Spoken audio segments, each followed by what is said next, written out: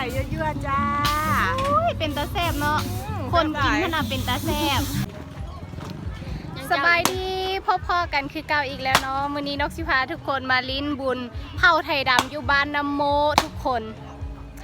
บุญเผาไทยดำอยู่บ้านน้ำโมแขวงไซสมบูรณ์เนาะไปเบิ่งกันเลยว่ากระเจ้าเอาหยังมาขายได้ทุกคนไป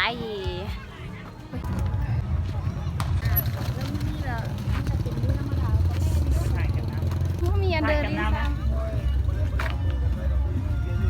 โอ้โหหวานเสียนขนาดโอ้เอายังเอาเบียร์วะสองดอง5,000เอาใกล้ๆเท่าไหร่ตอนนี้ใช่ไหมเดี๋ยว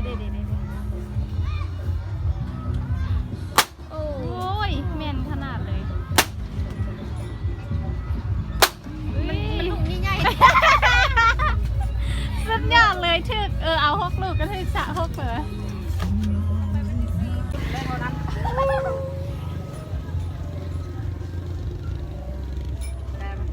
คิดว่ามื้อนี้กระเจ้าจีมีการแสดงอันนี้อันนั้นเนาะทุกคนแต่ว่ามื้อวานนี้กระเจ้าแสดงมามื้อนี้กระเจ้าเลยบ่ได้แสดงเนาะน่าจะเป็นตอนแรงที่กระเจ้าจะเปิดงานอีกเอาอีกเหรออันนั้นคนยิงปุ่มเป้าเก็บก็มีนะเป็นอันนี้คนเก็บเป็นกระเป๋าได้นี่ได้นม2 กล่องเนาะทุกคนอันนี้ก็เลยมาแดชมิลเนาะแดชกินละคีทั้งเวรทั้งคืนเลยไปเลาะต่อป้าไปลิ้นปูปลาน้ำเต้าไปขี่สไลเดอร์เดี๋ยวไปตอนนี้ไปลิ้นไปเบิ่งกับเจ้าลิ้นปูปลาน้ำเต้าเนาะไปเบิ่งปูปลาน้ำเต้ากันทุกคน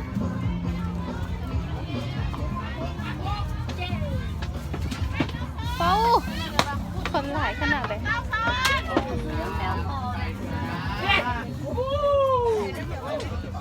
บอกเคยลิ้นเคยลิ้น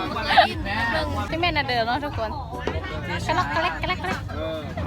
คุณน้อยผู้ใหญ่ถ้าแกไม่มาคุกสุดตอนนี้กาจีไปขี่สไลเดอร์ปะไปเบิ่งเด็กน้อยไหมไปเด็ก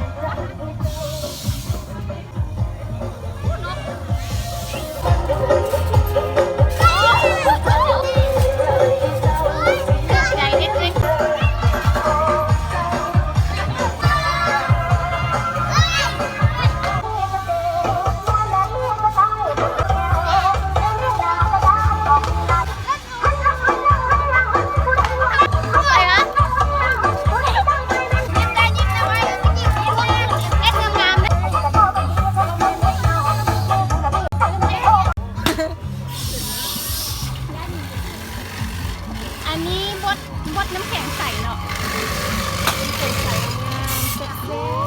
แซ่บเป็นตาแซ่บขนาดเลยโอ้นึ่งเขาเดินนี้5,000ฮะ5,000ว่ะอยากเอาแต่สีเขียวเด้อแต่ละตัวเป็นหอดพุ่มมันจิบละลายว่ะก็กินตอนนี้เด้ออยากเอาเป็นตอนอีนดอมเลย5,000 กีบทุกคนไปก็อยากกินแต่ค่อยกินมาได้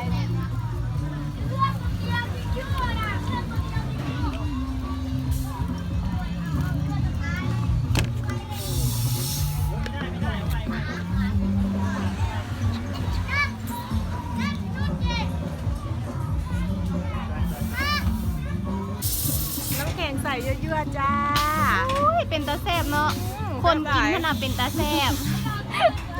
ไปทุกคนเลาะต่อหวานมันจ้าทุกคนสบายมาเลาะเบิ้งเครื่องเนาะบัดนี้มาเลาะเบิ้งเครื่องบ่ได้มาซื้อเครื่องแม่เครื่องแต่ละตัวก็มีจานทึ่งๆเนาะทุกคนอันนี้15,000เป็นสุดเด็กน้อยเบิ่งไหมแม่ตาแพงค่ะป้า